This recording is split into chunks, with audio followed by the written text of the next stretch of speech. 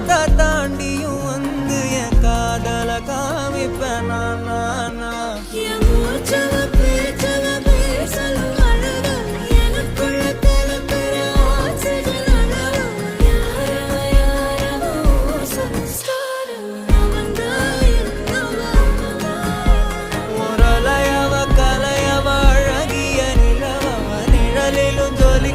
நிரந்தர ஒளியவ சரியவ தவறவ சிரிக்கிற சிரிப்புக்கு அவதான் காரணம்.